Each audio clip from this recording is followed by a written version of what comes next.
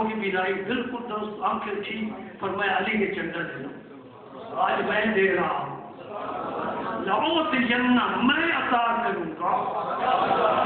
یہاں تک جو رب کا نائب ہوتا ہے اسے یہ حق پہنچتا ہے۔ دیکھ لو حضرت مریم کے پاس حضرت جبریل امین آئے، بھائی وقت تو ختم ہو گیا۔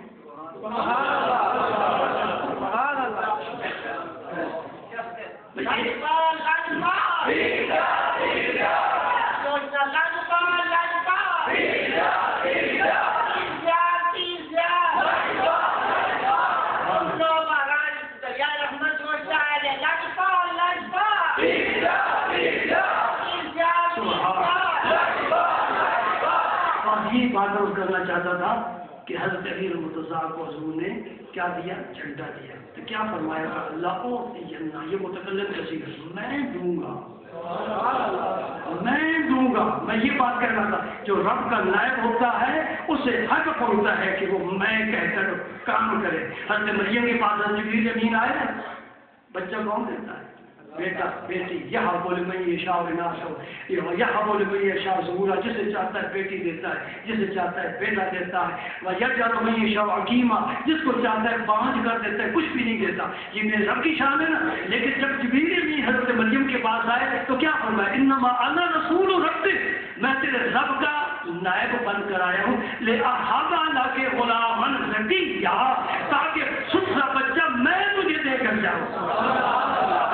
میں تجھے دے، میں کون کہتا ہے؟ جبریل امین۔ اور جبریل امین تو کہاں سے دے سکتا ہے؟ وہ کہتا ہے حق پڑے، میں رب کا نائب ہوں، مجھ سے کہا ہے تو میں کہہ رہا ہوں۔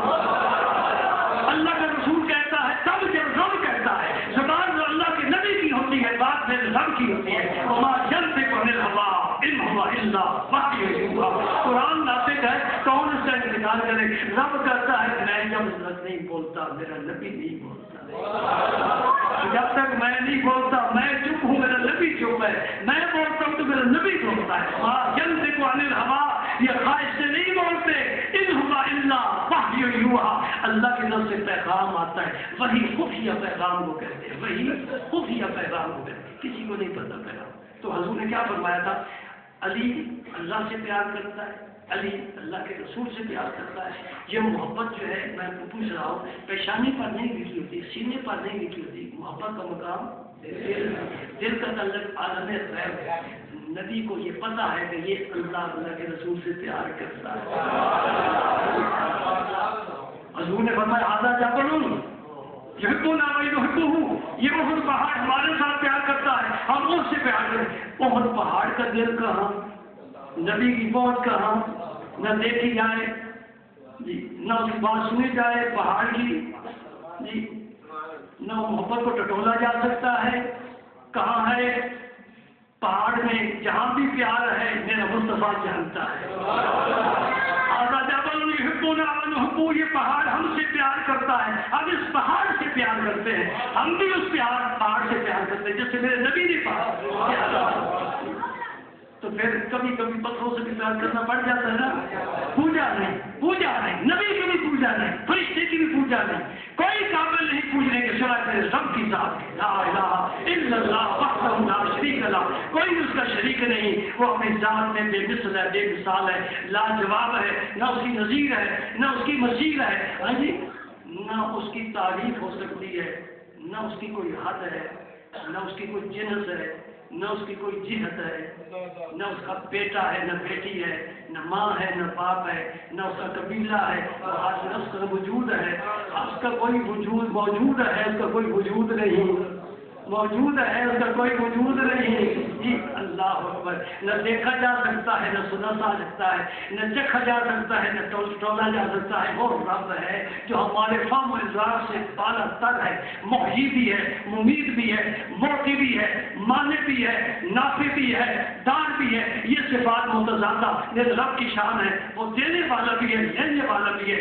تو پھر ملک من تشاء وتنزع الملک ممن تشاء وتعز من تشاء وتذل من تشاء، جسے چاہتا ہے عزت دیتا ہے، کعبہ اس کے قدموں کے نیچے کر دیتا ہے بلال کے، اور جسے چاہتا ہے آسمان کی بلندیوں سے شیطان کو نیچے پھڑک دیتا ہے۔ تیری عبادت کی مجھے کوئی ضرورت نہیں، کیا وجہ ہے؟ بس یہ نقطہ کہہ کر اجازت چاہتا ہوں، شیطان کو کیوں ذلیل کر دیا؟ اللہ جی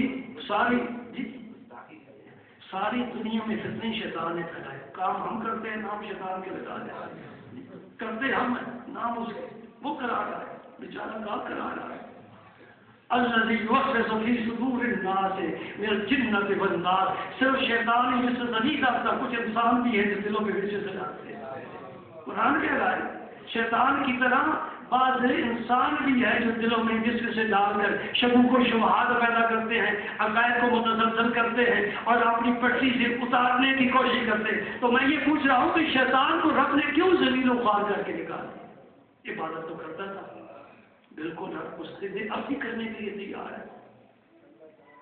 اللہ کے محبوب کی تعظیم بجا نہیں لایا، اللہ کے خلیفہ کی، اللہ کے نائب کی تعظیم نہیں بجا لایا۔ رب نے کہا سارے فرشتے سجدہ کرے، تو کیوں نہیں کرتا؟ انا خیر منہ، یہ بھی صحیح ہے۔ خلقتنی من نار، یہ بھی صحیح ہے۔ خلقتہ من طین، یہ بھی صحیح ہے۔ مجھے آگ سے پیدا کیا، غلط تو نہیں ہے؟ جیسے مٹی سے پیدا کیا، یہ بھی صحیح ہے۔ رب نے کہا تو نے میرے خلیفہ کی تعظیم نہیں کی۔ تعظیم اگر شرک ہوتی تو پھر تو وہ تو مشرک نہیں نا، وہ تو موحد ہے، کیونکہ وہ تعظیم نہیں کرنا۔ اس کا مطلب یہ ہوا کہ سجدہ میرے رب کا، تعظیم میرے رب کے نیک بندوں کی۔ سمجھے نا؟ سجدہ غیر اللہ کو جائز نہیں ہے، اللہ کے لیے خاص ہے۔ یہ پیشانی زمین پر رکوع بھی سجدے میں شامل ہے، یہ غیر اللہ کے لیے جائز نہیں۔ لیکن تعظیم، حضور نے فرمایا من لم یرحم صغیرنا ولم یوقر کبیرنا فلیس منا، جو ہمارے چھوٹوں پر رحم نہیں کرتا اور جو ہمارے بڑوں کا احترام، تعظیم، تکریم نہیں کرتا، میرے ساتھ کوئی تعلق نہیں ہے۔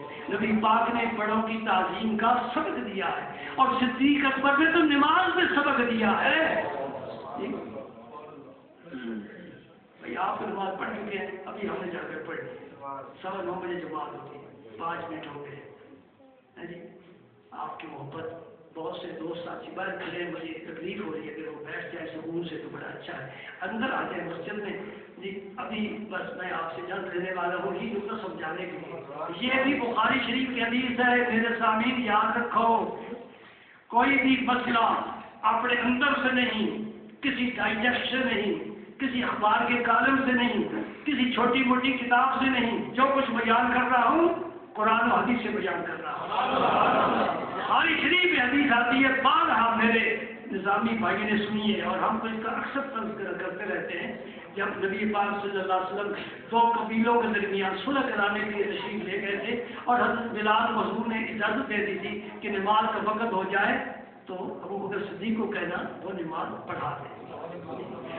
ابا بکر فلیصلی بالناس، حکم دو ابو بکر کو لوگوں کو نماز پڑھائے۔ علی مرتضیٰ نے فرمایا تھا دنیا دین کے تمام معاملات